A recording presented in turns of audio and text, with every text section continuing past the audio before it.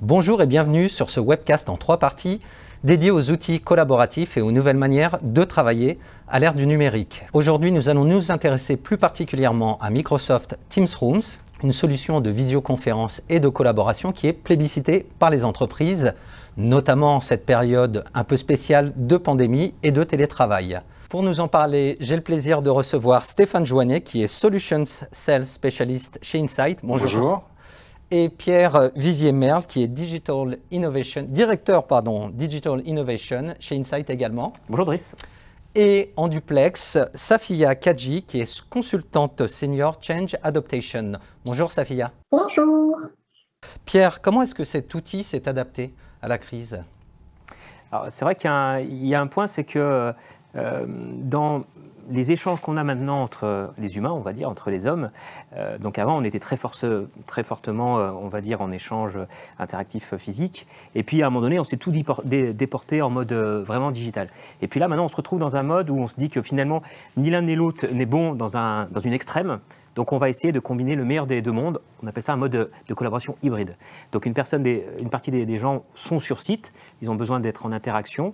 Et puis une autre partie des gens vont être à distance. Et c'est des solutions comme MTR qui va nous permettre justement d'avoir le meilleur des deux mondes et de faire coexister les gens qui sont à distance et les gens qui sont sur site. Et c'est vrai qu'on voit des cas assez pratiques avant, quand on n'avait pas ce type de solution, où finalement on était, si on invitait des gens de l'extérieur, ils étaient un peu spectateurs et pas du tout inclus dans les échanges, de la collaboration, les réunions de brainstorming, alors qu'avec des solutions telles que les MTR, maintenant on arrive à avoir vraiment de la collaboration efficace dans ce monde hybride. Alors je reviens vers vous Stéphane, quels sont les principaux scénarios d'usage de MTR ? C'est vraiment optimiser la partie collaborative entre les deux interlocuteurs, voire plusieurs interlocuteurs où ils se trouvent, en utilisant et en optimisant la partie vidéo, la partie son, échanger aussi sur les fichiers ou des documents, pouvoir les partager, être interactif sur ces documents-là, pouvoir se les retransmettre, les conserver dans Teams par la suite pour avoir une continuité dans les futurs échanges. Pierre, quels sont les principaux secteurs d'activité qui utilisent MTR ?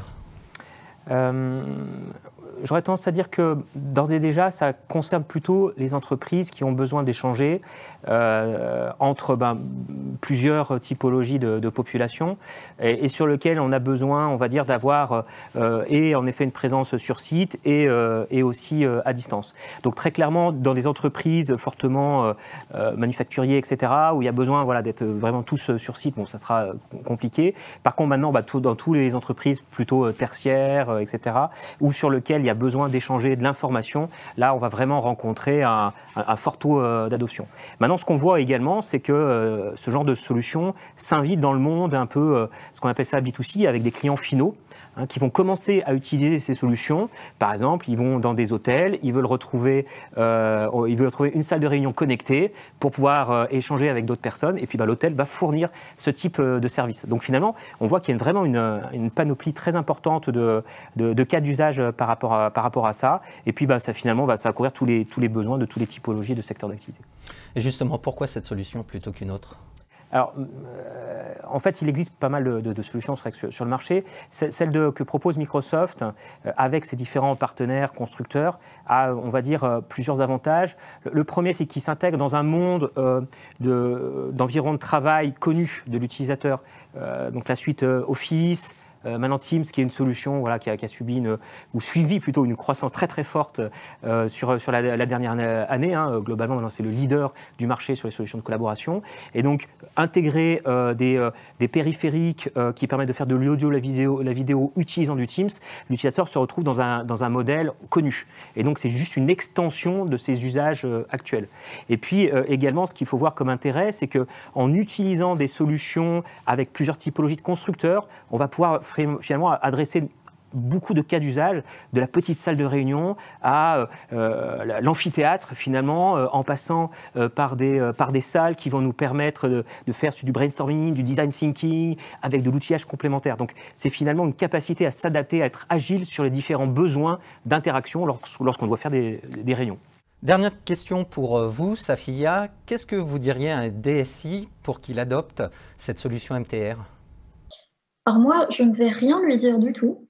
Je ne vais pas le convaincre d'utiliser MTR, je vais plutôt le convaincre d'écouter ses utilisateurs, parce que ce sont eux qui parleront le mieux de leur quotidien. Donc, ce qu'on constate régulièrement, c'est que malheureusement, les DSI ne connaissent pas bien leurs utilisateurs.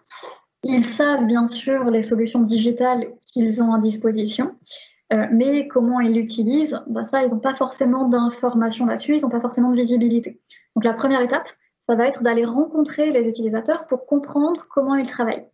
Et c'est à partir des entretiens que nous allons avoir avec les utilisateurs que des besoins vont émerger. Nous, on ne vendra pas du MTR si on n'est pas nous-mêmes convaincus que la solution apportera un bénéfice propre à la fois à cette entreprise et aussi à ses utilisateurs. Il faut savoir que chaque entreprise vient avec ses propres métiers, ses propres processus, et c'est pour ça qu'on est convaincu que c'est important de prendre le temps de les connaître pour pouvoir proposer une solution qui soit adaptée. Merci à tous les trois pour cet éclairage sur les usages de MTR. Pierre, vous restez avec nous. Merci Stéphane. Merci, à très bientôt. Et donc, je vous retrouve pour la deuxième partie dans laquelle nous allons nous concentrer cette fois sur l'accompagnement d'Insight dans le déploiement de MTR.